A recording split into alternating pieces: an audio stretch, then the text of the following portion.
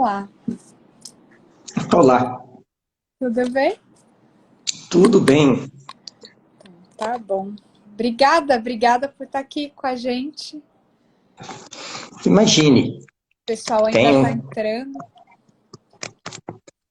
tenho só a agradecer. Tá em Brasília, Minara? Sim, nesse calor e seco. Como tá Né? seco? Muito. Chegou a dar uma chuvinha, né? Eu ouvi falar que tinha chovido, mas não resolveu, né? Não, tem uns 10 dias, teve uma chuva, mas apenas uma, né? E ficou por ali. Agora o calor, após isso, aumentou bastante. É um, Aqui hoje tá gostoso. Tá um bafinho assim, daqueles que vai cair aquela chuvona ainda, mas tá mais gostoso. Cara de é, chuva. aqui hoje, aqui ela ainda não mostrou o que vem ainda não. Por enquanto estamos calor e seco. O difícil aqui é que a umidade cai para 11, 12, né? Assim, uma coisa assustadora. Faz tempo que eu não vou para Brasília. Esse ano eu não fui por causa da pandemia, mas eu sempre sofri muito. Eu acho que as pessoas me dizem que depois de alguns anos morando você começa a se acostumar, mas para mim sempre foi muito difícil. Eu tenho dificuldade. Já estou aqui, tem 20 anos que vim de Piracicaba, né, para cá, e todo período, assim, julho, agosto, setembro, para mim é um teste de sobrevivência, porque é muito difícil. E tem muito pólen, muita poeira, né? Então eu tenho um pouco de alergia, tipo, melhor amigo da desloratadina, né? Bom, então vamos lá. Enquanto o pessoal está entrando aqui, eu vou apresentar meu convidado, Minaré. Obrigada, a gente já trabalhou muito junto, né, Minaré? A gente já fez vários projetos Sim, juntos. Faz um tempinho que a gente não se encontra, mas o Minaré ele é advogado e ele é consultor técnico da CNA, que é a consultoria, a Confederação Nacional da Agricultura e Pecuária do Brasil. E o Minaré ele é o especialista em defensivos agrícolas lá da CNA, e por isso ele é meu convidado para fazer essa segunda live da nossa série de desafios regulatórios para os defensivos agrícolas. Eu estou ouvindo que está dando um retorno. Acho que daqui a pouco se ajusta.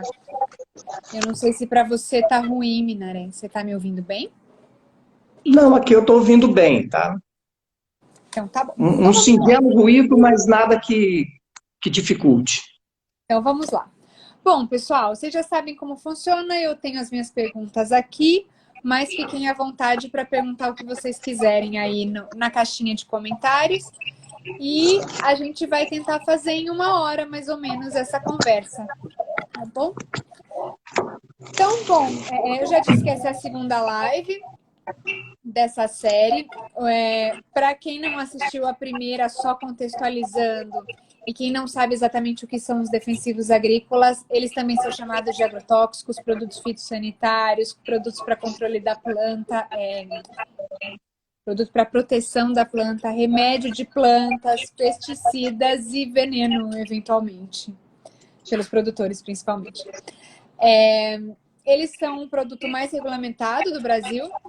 O Fernando está dizendo que está dando eco quando eu falo. Provavelmente é lá no Minaré. Quando o Minaré me escuta, tá dando eco. Mas tá ruim a ponto de vocês não entenderem? Ou dá para tocar? Pedir para o Fernando me responder aí. Eu vou continuar, tá?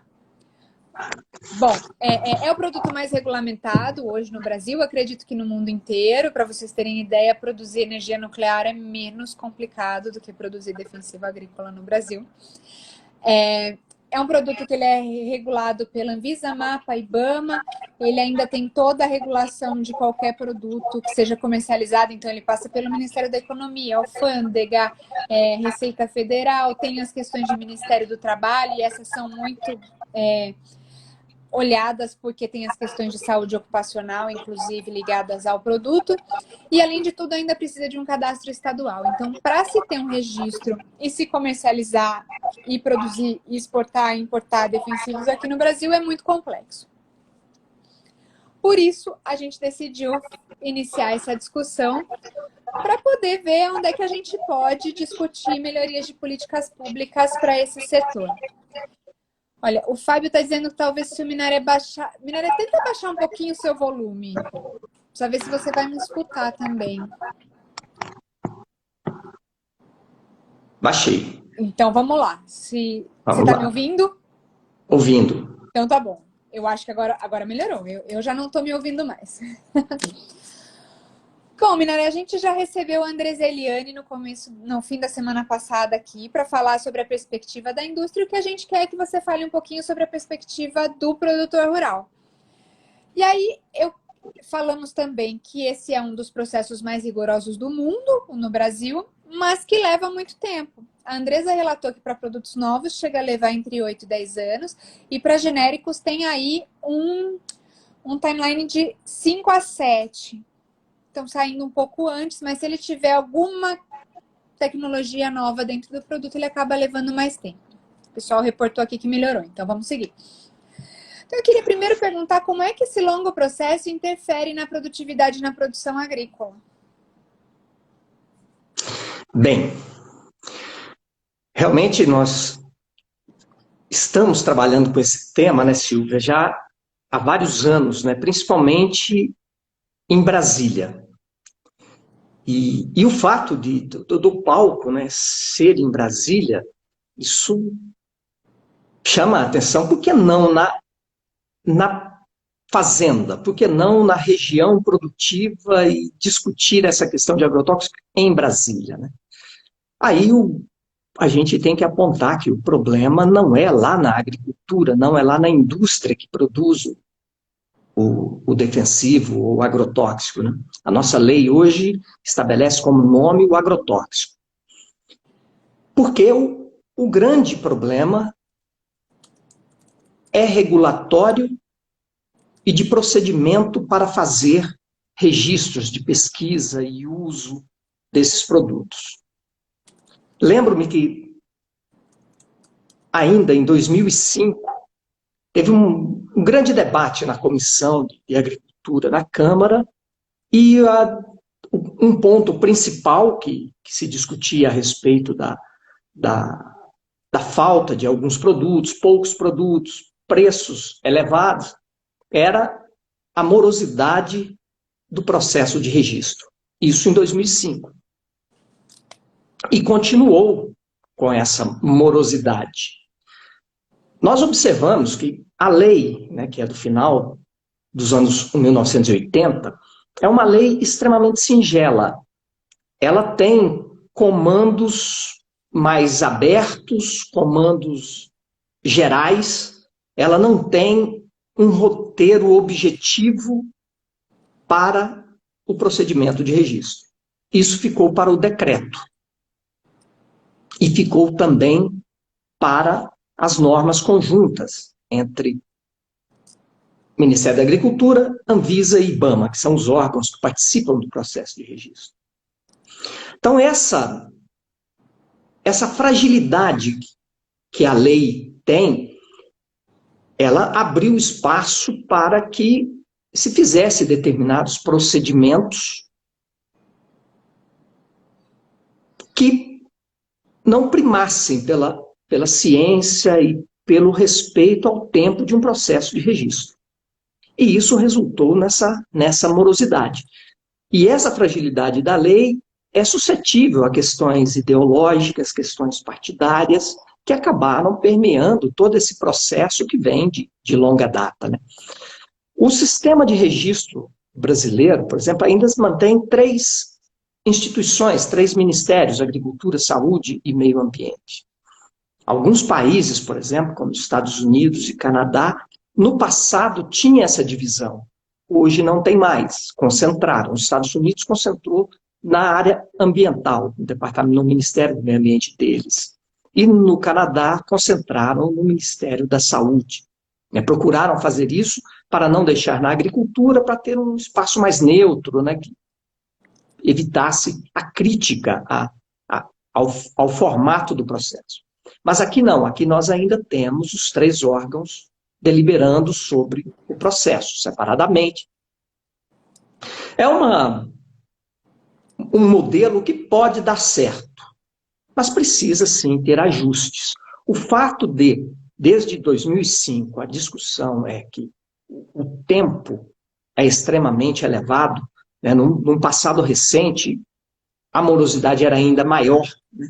Poderia chegar a 9,10 para uma molécula nova e 8, 7, 8 para um genérico, né?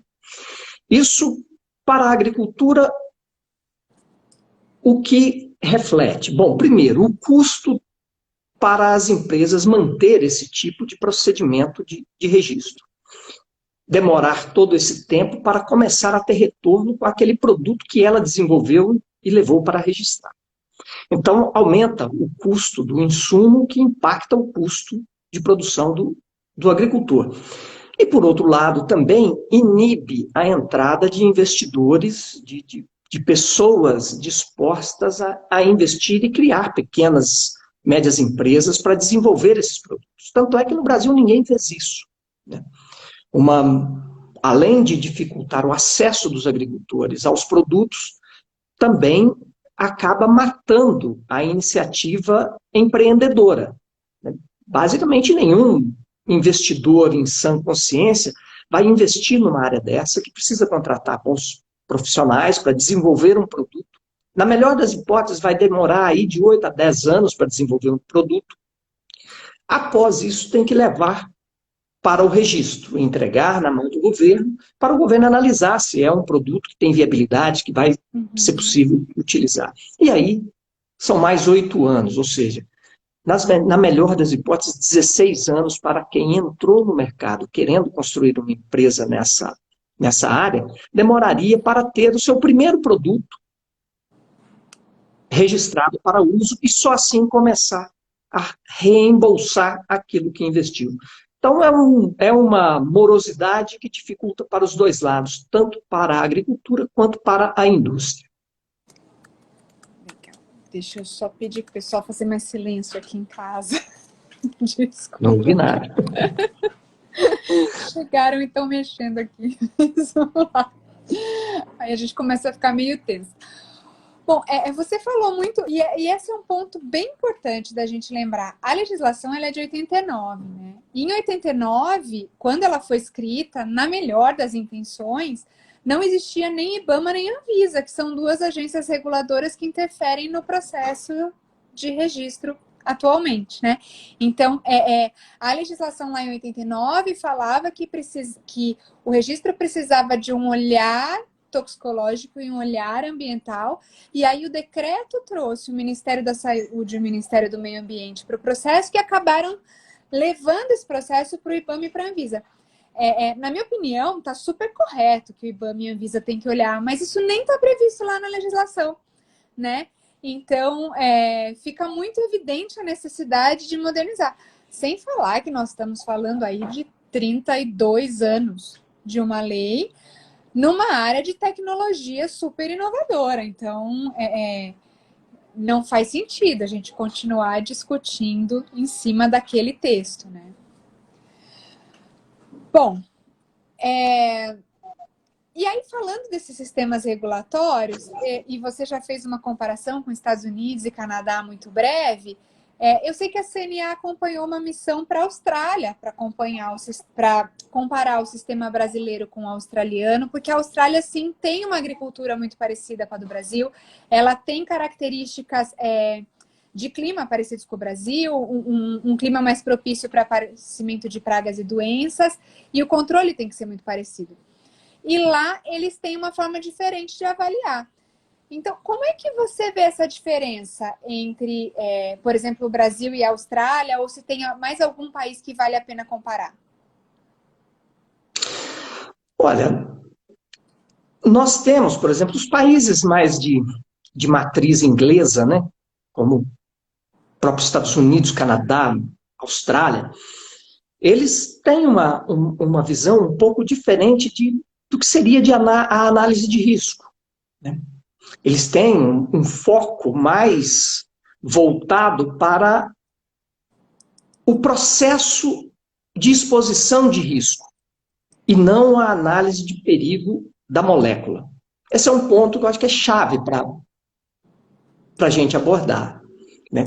Porque o produto, ele é tóxico, sim, ponto. Não, assim como os remédios, tudo tem a sua contraindicação desde que usado de maneira inadequada. Então, quando você vai analisar um produto desse, considerando o perigo daquela molécula isolada ali dentro do frasco, o resultado é um. Quando você analisa que aquele produto que está ali dentro daquele frasco, ele precisa ser diluído, ele tem todo um controle para uso, onde usar, como usar, qual o critério para utilizar para não se expor àquele risco, no momento que você analisa o mundo real, né, de utilização daquele produto, aí sim você tem uma análise mais objetiva de como se deveria fazer essa análise e autorização para uso. Esse eu acho que é o ponto principal. Nós temos nem ficamos apenas na análise da molécula e nem apenas na análise do sistema de uso daquela molécula. Então, acabamos que, no nosso processo, mistura um pouco esses dois pontos, a toxicidade daquele produto concentrado ali e a forma como ele vai ser utilizado. E, muitas vezes, aquela toxicidade do produto acaba se sobrepondo ao modo de como aquele produto vai ser utilizado. Ele não vai ser utilizado daquela forma concentrada, de forma direta, totalmente. Tem todo um procedimento. Então, eu acredito que tanto com relação à Austrália quanto com relação ao Canadá, Estados Unidos, esse é um foco mais relevante da forma de analisar um produto para fins de registro. E aí você tem uma visão um pouco mais realista e também mais suave desse produto.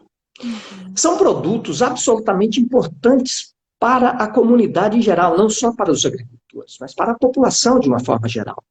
A nossa base de agricultura, ela decorre do que foi desenvolvido, em grande medida, no processo que se chamou Revolução Verde. Né, que tudo isso foi desenvolvido no hemisfério norte e foi depois adaptado aos países do sul. Né?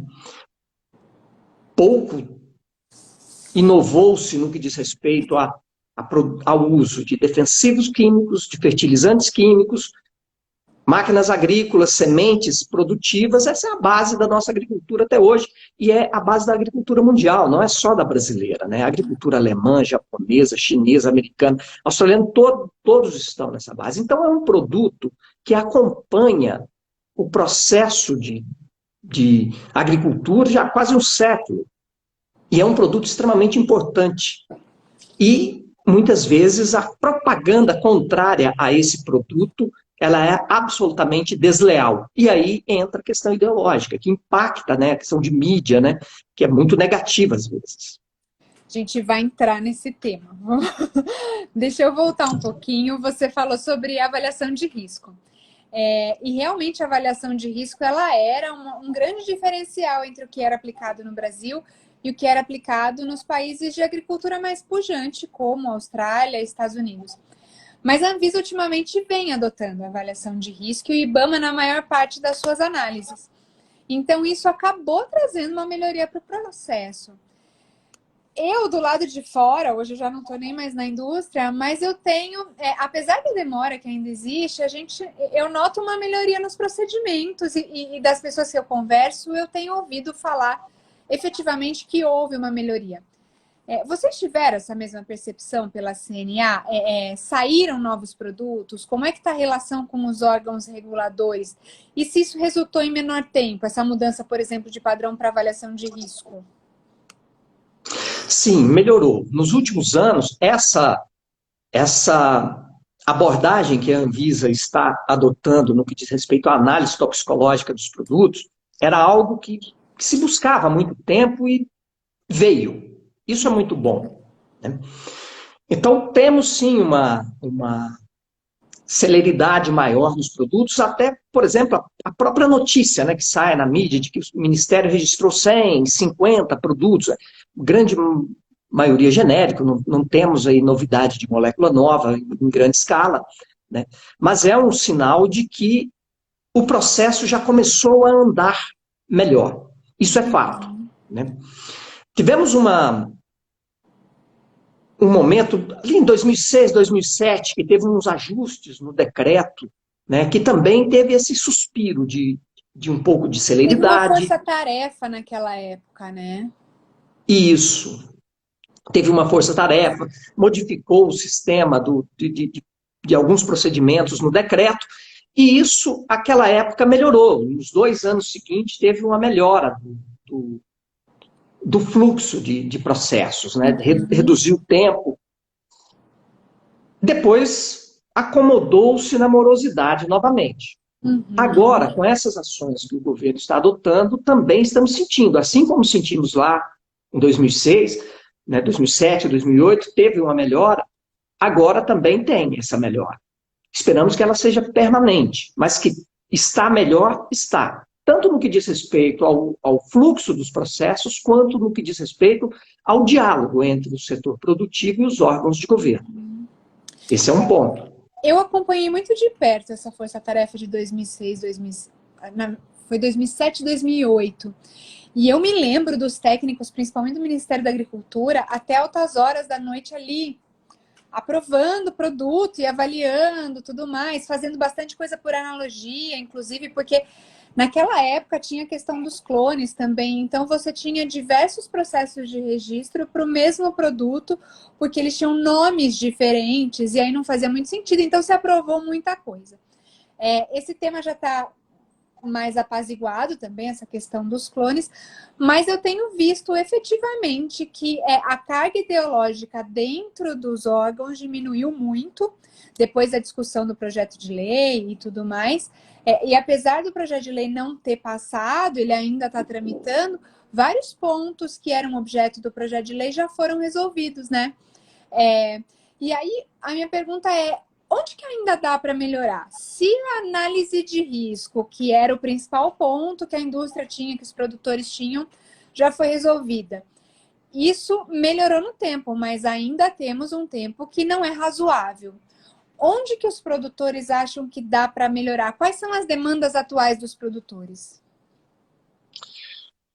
Olha, temos algumas demandas. Por exemplo, as pequenas culturas. Esse é um ponto que ainda tem dificuldade. As pequenas, boa parte das grandes empresas, isso é natural, faz parte do mercado, né? Tem a pretensão de registrar produto para grandes culturas, né? Como soja, milho, algodão, cana, laranja, eucalipto. Isso é um mercado muito grande. Agora, para a abobrinha, a chicória, né, o pimentão, nem sempre tem essa mesma vontade de fazer o registro de produtos para essas culturas. Então, muitos desses produtos têm um número muito pequeno de produtos disponíveis para essas culturas. Em alguns casos, por exemplo, especialmente produtores de frutas que trabalham com exportação, necessitam não só de produtos genéricos para as suas culturas, mas também de moléculas novas, que tenham uma toxicidade mais suave, para conseguir atingir os níveis e os padrões e até mesmo cumprir a legislação de outros países, principalmente do bloco europeu. Então, essa necessidade de novos produtos também é muito grande para as pequenas culturas. E aí temos essa dificuldade.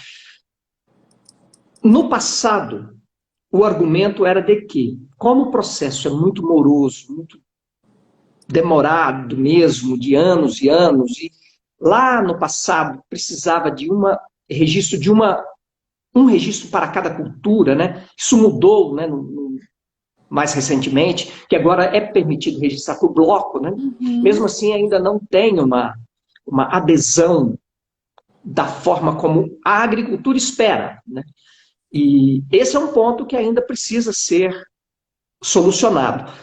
Dar mais celeridade a esses registros de produtos para pequenas culturas. Esse é um ponto. O outro ponto que ainda é interessante trabalhar é a questão da percepção a respeito do produto. Não só com alguns órgãos, por exemplo, tem algumas linhas, né, de atuações de profissionais da Fiocruz, por exemplo, que tem uma visão muito restritiva e crítica, ao meu ver, bastante exagerada no que diz respeito ao uso dos defensivos. O próprio Ministério Público, né, no passado recente, tinha um ativismo muito grande no que diz respeito a procurar reduzir o espaço para esses produtos. Isso não contribui. Não contribui porque é um produto que o mundo todo utiliza, não é só o Brasil. Se fosse uma questão só brasileira, ou seja, o agricultor brasileiro, por falta de uma tecnologia ou outra, ainda utiliza agrotóxico, aí era algo para colocar na mesa e discutir o que estava faltando. Mas não é isso. Os países que estão hoje na linha de frente da ciência e tecnologia mundial, como Alemanha, Japão, China, Coreia, Canadá, Estados Unidos, né, o bloco europeu de uma forma geral, todos eles lançam mão dos agrotóxicos para a sua produção agropecuária. Isso é fato, não é uma questão.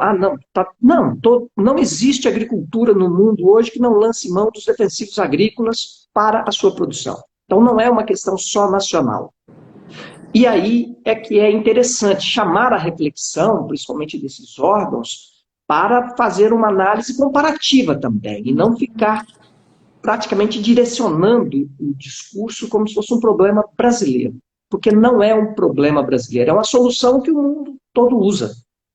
É importante lembrar que, inclusive, os produtos orgânicos, eles têm defensivos, eles usam defensivos agrícolas para o controle de pragas, né? Muitas vezes esses defensivos são feitos pelas mesmas empresas que fazem os defensivos que são tão combatidos por essa mesma turma, né? A gente vai ainda chegar aí, eu queria comentar essas dificuldades que você colocou. A questão das pequenas culturas, ela é uma questão também no mundo inteiro, né? Eu já tive numa reunião nos Estados Unidos para discutir o que eles chamam de minor crops, né? Que na verdade não são pequenas culturas porque têm áreas pequenas, mas elas têm uma cobertura insuficiente fitossanitária, né? Então, quer dizer, elas não têm um número suficiente de defensivos agrícolas para poder formar aquela farmacinha necessária para combater as pragas e doenças que estão ali naquela lavoura, né? E existem diversas questões que dificultam o registro desses produtos. A primeira é econômica, porque o custo do desenvolvimento é muito alto e do registro também. E aí eles começaram esses registros por bloco, né? E que deveria facilitar, mas ainda tem vários outros entraves. A dificuldade de se produzir estudos, o fato dessas culturas elas serem mais específicas de alguma região, então é mais difícil usar estudos de fora, né? São muitas questões. Mas é importante lembrar, né, Minaré, que os ministérios, os órgãos reguladores, eles dão prioridade para esses produtos, né? Então, raramente você tem produtos para pequenas culturas na fila, né? E aí, falando em fila, queria falar um pouquinho de prioridades. O Ministério da Agricultura, ele fez uma lista de prioridades, na verdade ele está na sua terceira lista de prioridades, que foi feita junto com os produtores rurais para atender aqueles produtos que eles precisavam com mais urgência. E essa lista, apesar de estar na terceira edição, a primeira ainda não foi esgotada, né? E aí eu queria saber como é que vocês reagem a essas questões de prioridades. Então, assim,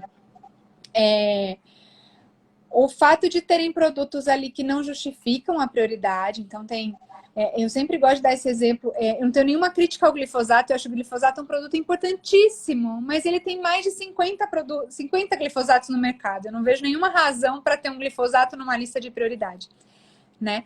E tem glifosato ali, tem produtos para pragas que já nem estão mais acometendo a agricultura brasileira, e aí vários produtos que são importantes e urgentes não estão na lista. Será que não seria mais interessante trabalhar uma lista para safra? Falar assim, olha, para a safra deste ano nós vamos precisar dessa farmácia mínima. E aí trabalhar numa lista assim, para ser mais efetivo? Essa questão da lista, né? Só fazendo um pequeno comentário sobre a questão anterior das minor crops, né? A maior dificuldade até hoje, no momento, é a empresa interessar em fazer o registro, porque não temos outra alternativa a não ser a empresa detentora do produto fazer o pedido de registro.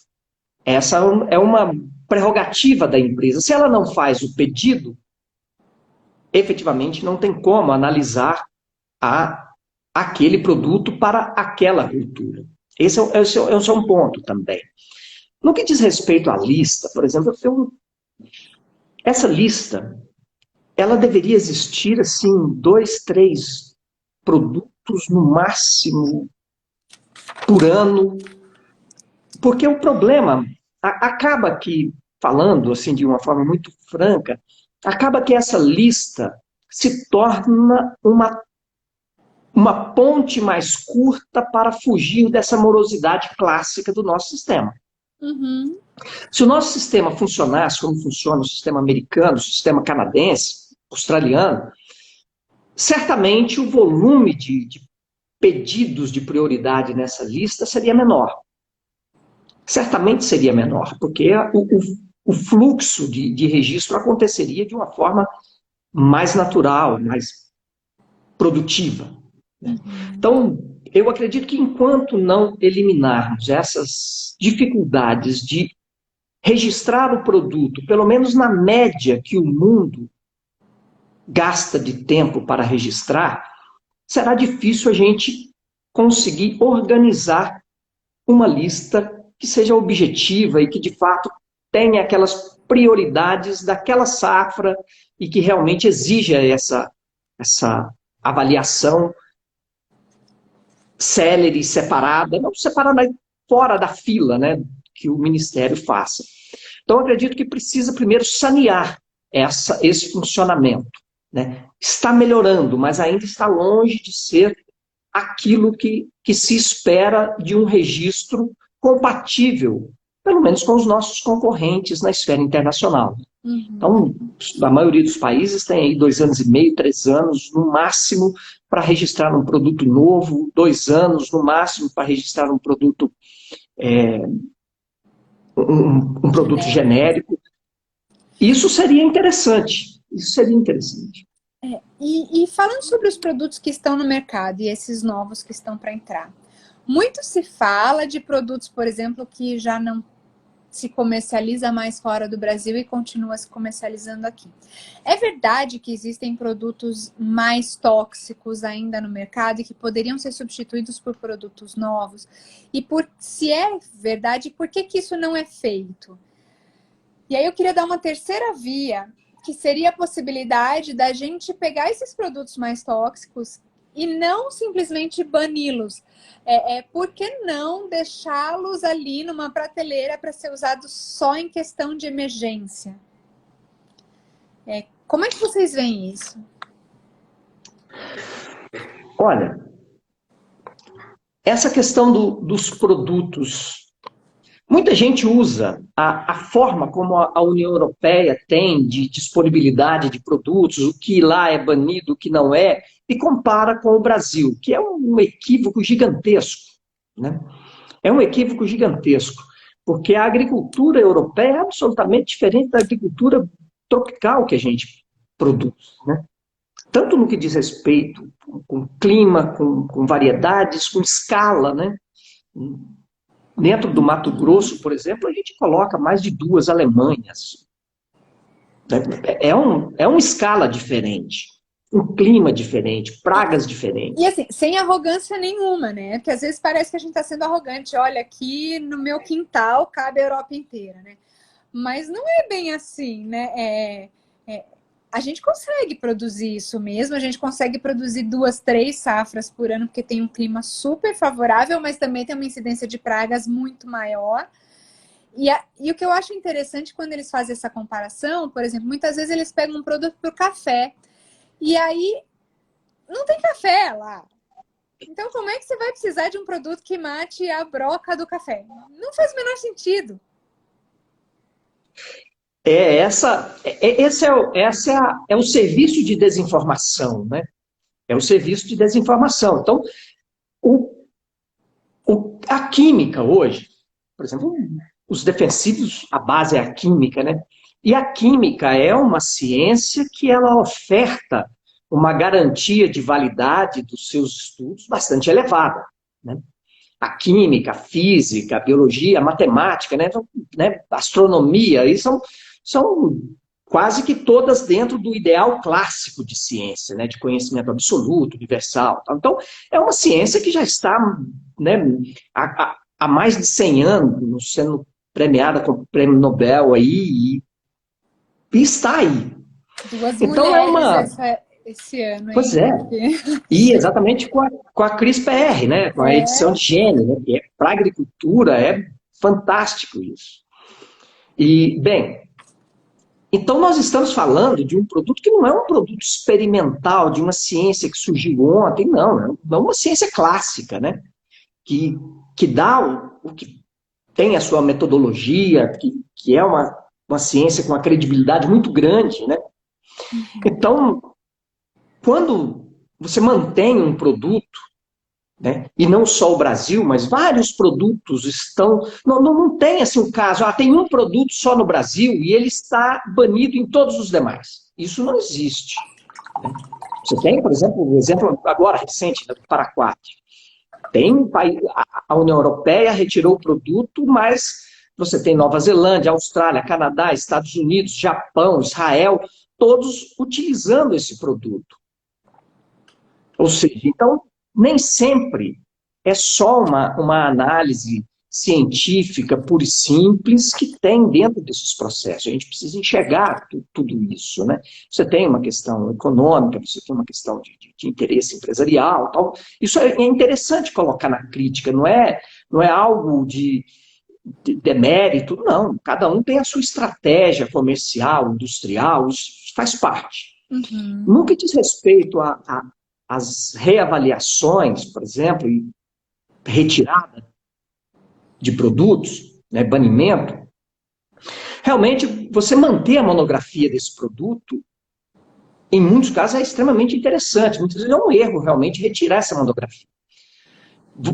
A reavaliação, a agricultura não tem nenhuma restrição com relação à reavaliação, é um mecanismo que todos os países usam, é bem-vindo, reavaliar um produto é natural, desde que se faça dentro de um padrão científico de alto nível, né, bem elevado.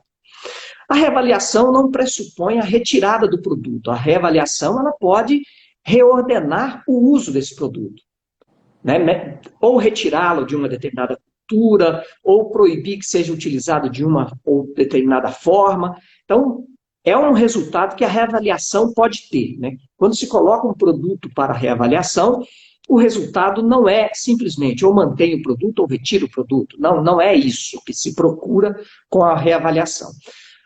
Quando se observa que existe, por alguma maneira, um elemento para banir aquele produto que já está em uso há 20, 30 anos, é interessante verificar o que baseou aquela retirada daquele produto, se é algo extremamente gritante, perigoso de fato, que tinha escapado em algum momento da análise, né, que eu nos últimos anos não vi nada assim, né?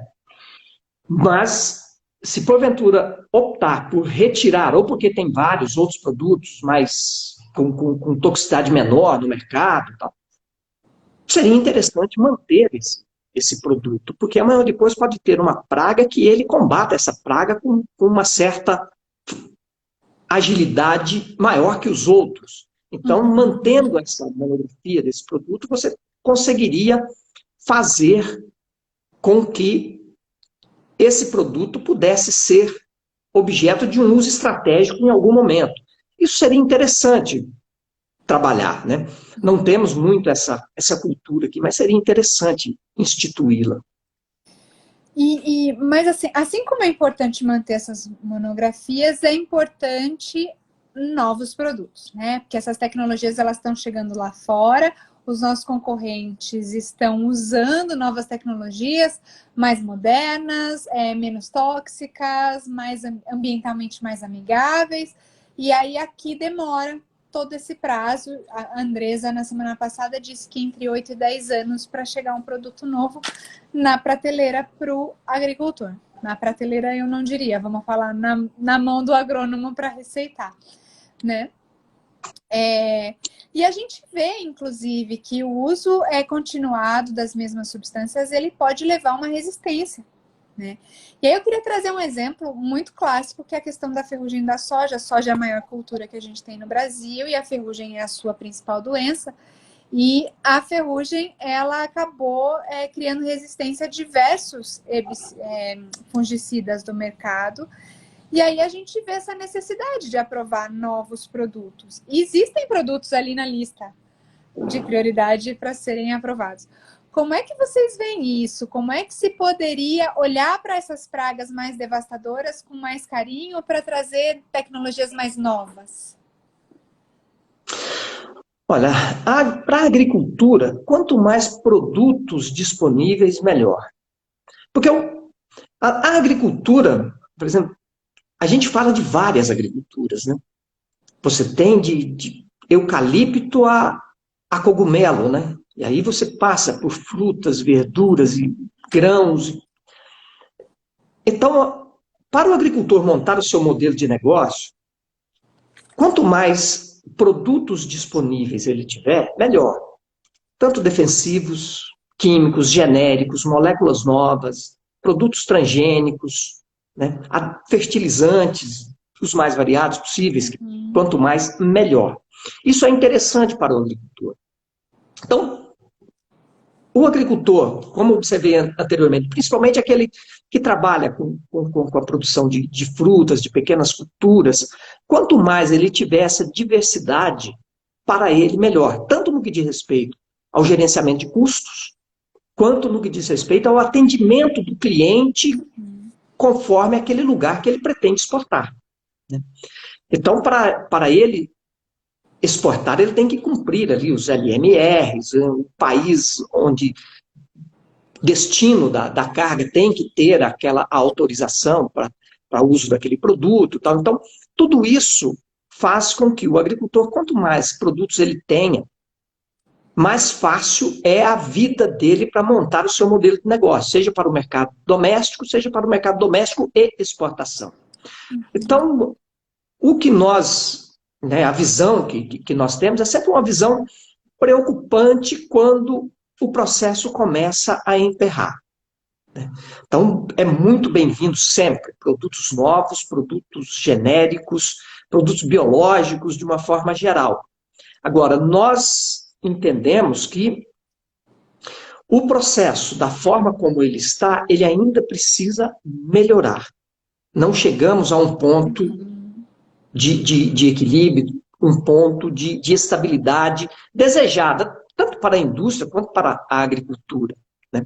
E isso precisa modificar. Durante muitos anos, o argumento de representantes do governo era de que faltavam pessoas para trabalhar na análise desses registros. Esse é um ponto que você ajustar legislação, ajustar roteiros, nem sempre contribui para melhorar se você não tem o número de pessoal suficiente analisando esses processos.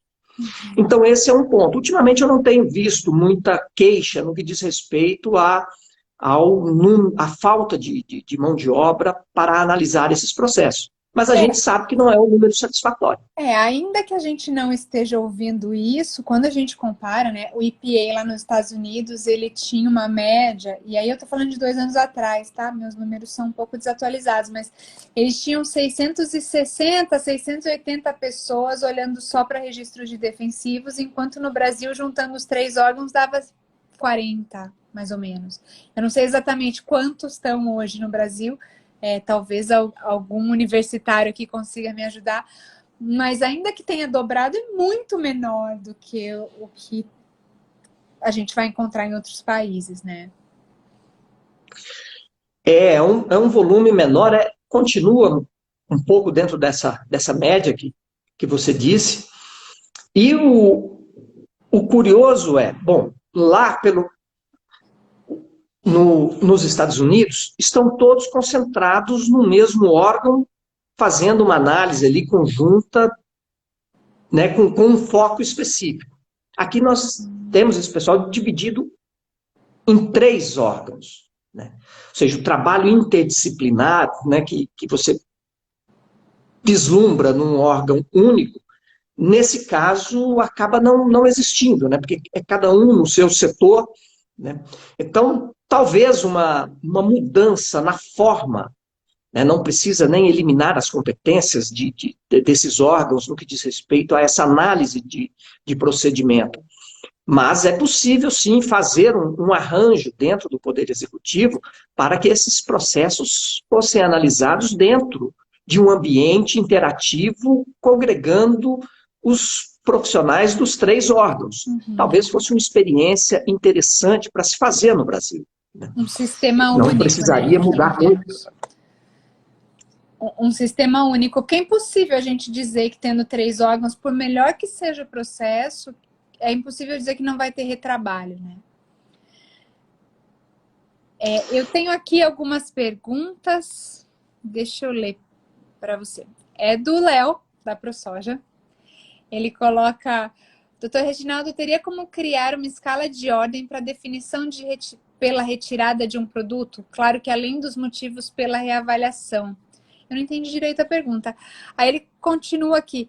A questão econômica e agronômica deveriam ser um fator? Então, eu acho que ele está querendo dizer se a questão econômica poderia salvar um produto na reavaliação, porque depois ele menciona que recentemente a França voltou o registro dos neonicotinoides devido aos danos econômicos na beterraba. É importante dizer, os neonicotinoides eles têm uma questão ambiental com abelhas, e eles foram retirados suspensos, né, na França, principalmente, por causa dessa questão com as abelhas. E como não foi possível continuar produzindo beterraba a um nível que se viabilizasse a produção, alguns registros foram retornados para a beterraba, né? E aí existem outras formas de se mitigar o risco para as abelhas, que é o que a gente tem defendido aqui no Brasil. Eu vou te deixar responder a pergunta do Léo. Veja só, bom ter o Léo aqui com a gente. Essa análise, por exemplo, da toxicidade, quando, por exemplo, algum órgão, né, chama para reavaliação, ele chama dentro da sua área de atuação. Por exemplo, o Ministério da Agricultura, quando pretende fazer uma reavaliação, é relacionado à eficiência agronômica daquele produto. No caso do Ministério do Meio Ambiente, seria a questão de impactos ambientais, e no caso da Anvisa, é sobre a toxicidade. Nós temos, por exemplo, primeiro avaliar a escala do resultado daquele estudo de reavaliação. Se é um caso onde identificou-se um risco absurdo, um risco absolutamente inaceitável dentro da reavaliação de um produto, aí sim não comporta uma escala, não comporta nenhuma uma análise econômica no que diz respeito à sua retirada do mercado. Agora, quando você tem um produto que tem várias agências analisando e algumas agências importantes mantêm aquele produto em uso, aí uma decisão de retirada abrupta, realmente, ela coloca uma questão para se pensar, né? Ou a análise local não está sendo muito realista, ou a análise do outro lado foi pouco realista, que é o que nós estamos vislumbrando com alguns produtos, né? Principalmente esse paraquat, que foi recentemente retirado do mercado, agora permitiu o uso nessa safra. Então, nesse caso específico, um produto que já acompanhou praticamente o plantio direto, né, a evolução do plantio direto no Brasil, é um produto que deixa dúvida. Por que retirá-lo? Né? Por que não considerar as questões econômicas dentro do contexto, fazer uma escala, fazer uma previsão mais alongada, esperar que outras agências também façam análise, verificar por que aquelas agências que analisaram o produto o mantiveram, não identificaram aqueles riscos que, porventura, identificou como suficientes para retirá-lo do produto. Então, esse tipo de análise, realmente, nesses casos onde você não tem aquele conhecimento catastrófico ali visível, realmente precisa, sim, ter uma avaliação de impactos econômicos, né, naquele país que está sendo reavaliado. Talvez em algum país o impacto é tão insignificante que o produto possa ser retirado. Já tenha mais produtos substituindo, né? Aí depende da característica da agricultura de cada país, né? Mas isso precisa ser feito com uma certa parcimônia e analisando essas questões estratégicas, sim. É importante avaliar caso a caso, lembrar que as vidas são o que mais importa. E, se for possível, mitigar o risco, por que não, né? Mas vamos falar então agora, vamos voltar para aquele tema de percepção com relação ao produto. Quando a gente fala do defensivo, do agrotóxico para o produtor rural, é indiscutível a necessidade. Nenhum produtor que produza numa escala possível de comercialização vai abrir mão de pelo menos ter alguma forma de controle de pragas, ainda que ela seja para o orgânico, lembrando, orgânicos usam defensivos agrícolas sim, tá? E aí eu tenho uma lista de produtos registrados para orgânicos que eu posso fornecer para quem quiser aqui criticar o que eu estou falando. Bom, mas quando a gente vai para a comunidade urbana, é sempre um mito, né? Toda comunidade urbana, ela tem restrição ao nome agrotóxico, ela tem uma preferência clara por orgânicos, ainda que ela não consuma orgânico, porque é muito interessante quando a gente olha pesquisas, se a pesquisa pergunta, você prefere orgânico? Em geral, o consumidor diz que prefere. Agora, você compra orgânico ou você compra exclusivamente orgânico? E aí isso vai por terra, porque ninguém tem condições de pagar e não tem condições de verificar se o produto é efetivamente orgânico e tudo mais. Mas, além desses mitos todos, por que esse medo? De onde vem esse medo? Quem construiu esse medo? E como é que a gente vai fazer para acabar com esse medo? É a pergunta de $1 trilhão, não é nem de 1 milhão, né? Mas é excelente. É um dos focos que temos hoje no nosso trabalho, é esse. É essa questão da percepção.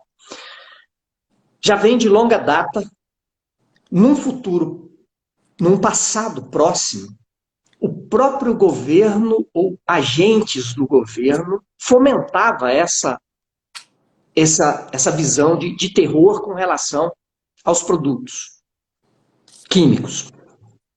Hoje, não mais, a gente não percebe isso dentro do governo federal. Hoje, esse fomento desse terrorismo, né? Mas no passado recente tinha muito.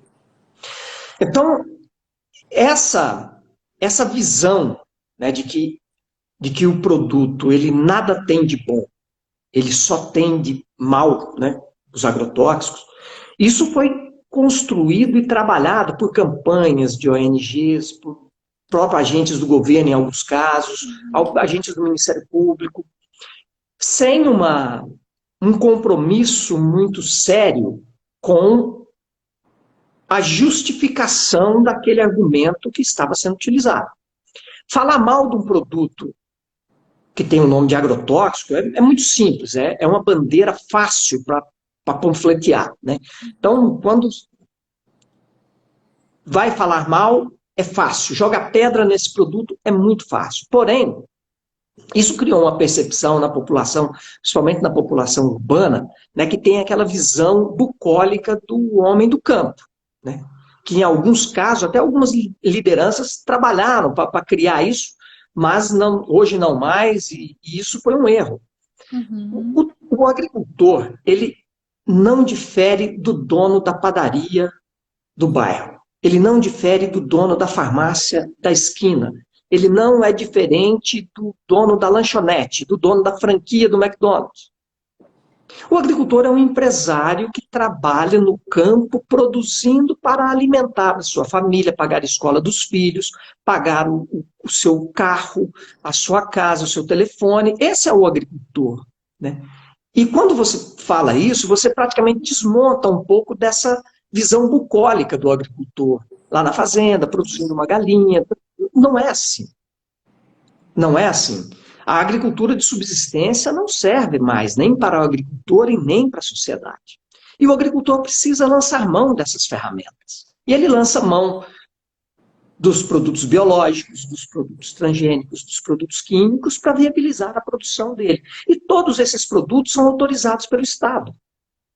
E o Estado gasta muito dinheiro para fazer a análise e autorizar esses produtos.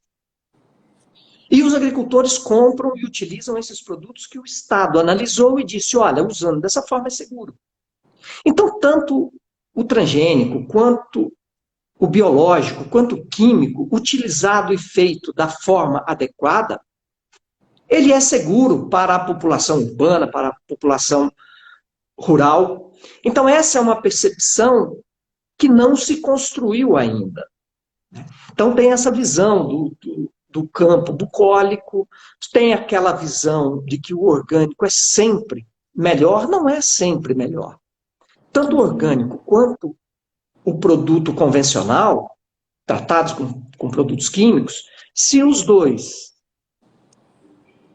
forem produzidos de forma adequada, são igualmente seguros para as pessoas que vão consumir. E saudáveis, né? Seguros e saudáveis. Saudáveis. Não há diferença nutricional entre um e outro. Zero. Zero. Então, essa percepção, sim, precisa modificar. E vejo mais. Se as instituições que trabalharam para criar essa percepção distorcida de quase que um campeonato de futebol entre orgânico e convencional, se tivessem utilizado o dinheiro e a energia que se gastou para trabalhar a necessidade de maior aprendizado técnico para os agricultores, de assistência técnica rural, certamente estaríamos num patamar melhor de conhecimento, tanto por parte dos agricultores, quanto por parte da população em geral. Então, foi um desserviço que prestaram à agricultura e à sociedade, ao criar esse tipo de terrorismo contra os produtos agrotóxicos e transgênicos, né? Desde 2000, nós tivemos campanhas, desde 98, né, campanha contra os transgênicos, contra os agrotóxicos, por um Brasil livre de transgênicos, por um Brasil livre de agrotóxicos. Isso fez parte da pauta aí nos últimos 20 anos, né? E isso não foi uma coisa saudável para o setor produtivo. E mais, como falamos há pouco tempo, a agricultura, ela é uma necessidade que o mundo tem para produzir. E o custo de produção é extremamente relevante, principalmente em países mais pobres, como o Brasil, por exemplo. Hoje, no mundo, ninguém consegue produzir em escala e preço acessível a todos, não utilizando os defensivos químicos. E no Brasil, muito mais. Por quê? Porque nós temos 106 milhões de pessoas no Brasil sobrevivendo com até aproximadamente R$ 420 mês per capita. Um aumento no custo dos alimentos é trágico para 50% da população brasileira. A gente viu o que aconteceu agora com o arroz, né? O tamanho do problema com o aumento do preço do arroz. E um item, né? Imagine se dificultar o acesso dos agricultores a esses insumos, que permite ele produzir mais, melhor e num custo mais acessível, o que aconteceria com a população brasileira. Não é uma situação simples de conduzir.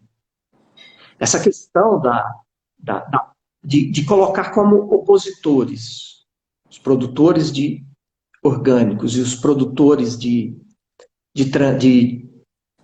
produtos convencionais, de transgênicos, não é uma atitude racional de quem fomenta esse tipo de divisão. Não temos essa possibilidade de produzir de forma orgânica para todo mundo. Não temos condições de produzir tanto em quantidade como em preço acessível para as pessoas, sem utilizar todas as ferramentas que nós temos disponíveis hoje. Até porque foram desenvolvidas exatamente para isso, para permitir a garantia da produção em quantidade e em custo suficiente e acessível para todos. O Léo está até complementando aqui, corroborando com o que foi falado. Há uns 2 anos, mais de 100 laureados com o Nobel enviaram uma carta ao Greenpeace pedindo que parasse de falar bobagens contra os transgênicos. É isso, né? Existe essa busca pela desinformação em torno do tema.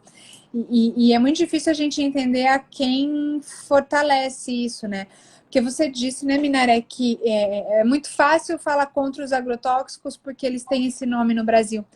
Mas o fato é que na Europa os pesticidas também têm detratores e nos Estados Unidos os pesticidas também têm detratores. Então, não é só o nome. O setor ele tem problemas de imagem no mundo todo porque existe essa busca na rivalidade entre orgânicos e convencionais, mas que, na verdade, são 2 nichos de mercado e que estão aí para quem quiser escolher. E é ótimo que estejam, né?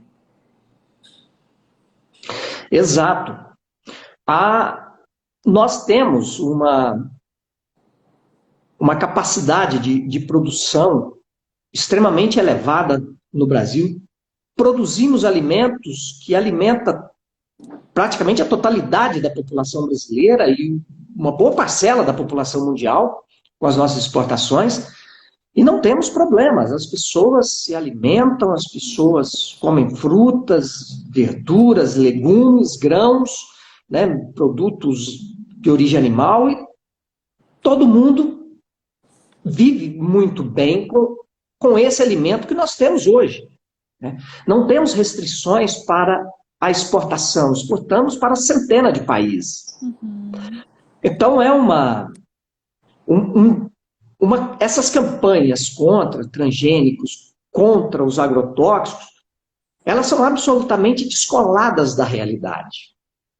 Eu vejo que elas servem mais como plataforma política para determinadas ONGs, para determinados políticos mesmo, do que como um movimento que tem aí a sua função social. Certamente seriam muito mais benéficos para a sociedade se eles procurassem desenvolver uma linha de exigência de uma maior quantidade de assistência técnica para os agricultores, de melhorar esses sistemas, né, de registro para ter uma disponibilidade maior de produtos, para que os produtores tenham acesso inclusive aos produtos mais novos e menos tóxicos, né? Transgênicos, que permite reduzir o volume de agrotóxicos utilizados, né? Por exemplo, nós temos a CTN-Bio trabalhando aí há mais de 2 décadas, permitindo o uso de diversos produtos, micro-organismos, produtos para a agricultura, e nós não temos um registro de dano no que diz respeito aos transgênicos em uso no Brasil.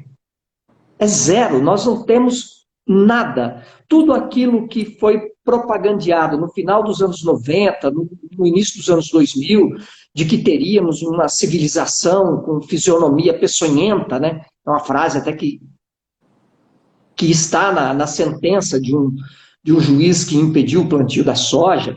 Isso não aconteceu, ao contrário, né? Melhoramos a nossa qualidade e a nossa produtividade. Então, essas campanhas, elas já de longa data estão fora da realidade. E o nosso trabalho hoje é fazer com que a população urbana perceba que, efetivamente, essas campanhas não têm embasamento científico. É um embasamento ideológico e que não faz bem para a população brasileira e para a agricultura brasileira. É isso. Olha, para a gente fechar aqui, Minaré, a Paula Rigoni, ela coloca: cheguei atrasada, mas gostaria de ouvir qual a leitura sobre a atuação do Ministério Público nos fóruns pulverizados nos estados e municípios. E aí ela, parabéns pela live tão rica. Você chegou a falar um pouquinho de Ministério Público, mas a gente não aprofundou nesse tema. Olha, um assunto que continua, né, dificultando a vida de produtores rurais é essa questão relacionada à pulverização aérea de defensivos agrícolas. E agora também por drones, né? Não só por aviões convencionais da agricultura, mas também por drones. Identificamos, aí há 4, 5 anos, um movimento de que várias assembleias legislativas estavam com parcerias, né, com alguns parlamentares, com parcerias com alguns segmentos do Ministério Público, desenvolvendo projetos de lei e apresentando às assembleias legislativas, visando impedir, proibir o uso da pulverização aérea naquele determinado estado. Primeiro, é algo absolutamente absurdo, porque trata-se de uma matéria federal, onde nós temos a Constituição, ela tem a competência, ela distribui a competência legislativa entre União, estados e municípios, e no que diz respeito à produção, consumo, especificamente nessa regulamentação do uso, né, de produção e uso de agrotóxicos, é uma lei federal que estabelece o que pode, o que não pode. E a lei federal, ela não proíbe a pulverização aérea. Isso é um fato. Os estados legislar proibindo de forma geral está no campo da inconstitucionalidade. Você pode até ter um caso ou outro, por exemplo, se no estado de São Paulo temos 1 ou 2 municípios ali que sobrevivem economicamente da cultura orgânica. O estado fazer uma lei proibindo ali que utilize a pulverização aérea naqueles 2 municípios, devido à questão econômica daqueles 2 municípios que sobrevivem, né, a maior fonte de renda deles, a agricultura orgânica, isso até faria sentido. Mas ao legislar de forma geral, impedindo tudo, né, além de afrontar a Constituição, é algo que afronta o bom senso científico. Não existe uma fundamentação adequada, científica, que fundamente, que balize a proibição do uso desses produtos por meio de pulverização aérea. Você tem sim que educar para fazer certo. Assim como o uso em bomba costal, em trator, né? A aeronave também tem que cuidar ali das regras, tem que entender, fazer a coisa certa. E é isso que deve ser feito. É exigir que a coisa seja feita de forma correta. Não só assim isso, né, Minaré? no trânsito. A gente vê casos em que municípios têm especificidades. Teve um município aqui no estado de São Paulo que eu acompanhei e que ele era todo cortado por rios. E aí, como existe uma necessidade de distanciamento para a pulverização do rio, seria impossível pulverizar naquele município. Então, aquele município, especificamente, ele tinha uma questão, né? Mas de forma... E isso a legislação permite que se faça olhando para aquela especificidade local. Agora, de forma ampla, a proibição, ela não se justifica, né? Mas eu queria só ajustar um pouco. A pergunta da Paula, ela falou de pulverização, e aí eu te deixei seguir porque eu achei que foi interessante, mas ela falou em pulverização dos ministérios públicos nos estados. O que ela quis dizer foi a criação de fóruns regionais contra agrotóxicos feitos pelo Ministério Público. Então, o que ela quer saber, pelo que eu entendi, é como é que você vê a atuação do Ministério Público contra o setor. É mais ou menos essa linha. Acho que a gente até já falou um pouquinho no começo da live, mas a gente não se aprofundou nesse tema. O Ministério Público, será que ele não deveria gastar os recursos e esforços dele buscando o uso correto e seguro, ao invés de ir atrás de quem está fazendo tudo direitinho? Olha, recentemente nós temos notado uma mudança positiva no Ministério Público, né? Toda aquela carga ideológica que se institucionalizava, né, no Ministério Público, nós não estamos enxergando tal como enxergávamos há um tempo atrás. Vem melhorando.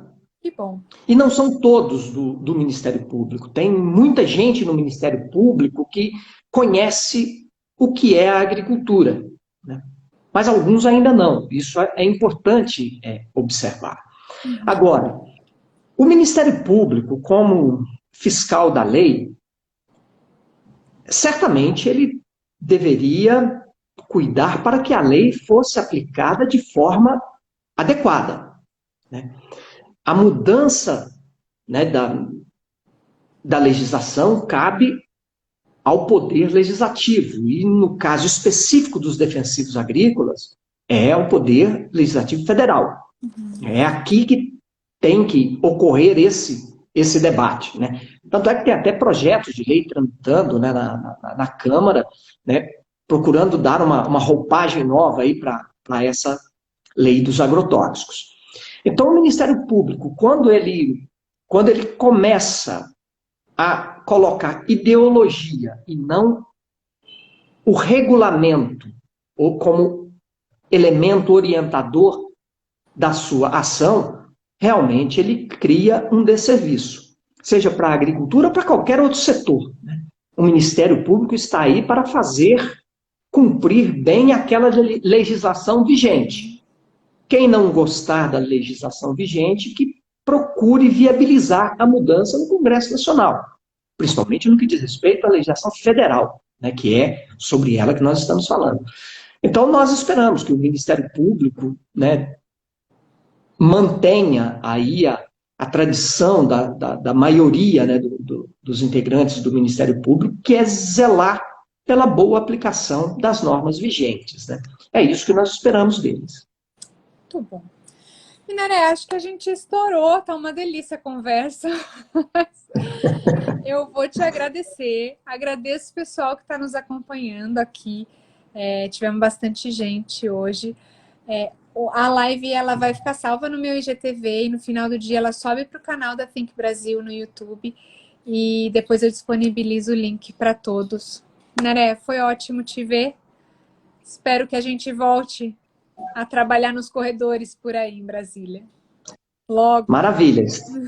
Logo estaremos por aqui. Agradeço muito o convite, parabenizo pela iniciativa, que realmente é uma área que precisa de uma atenção, de uma divulgação, porque essa percepção urbana a respeito dos sistemas de produção agrícola realmente precisa ganhar uma nova roupagem, né? O campo evoluiu muito e hoje é um setor empresarial. Importante a gente ter essa percepção. Agradeço a todos que nos acompanharam e sucesso aí nas próximas. Muito obrigado. Obrigada. Tchau, tchau. Até.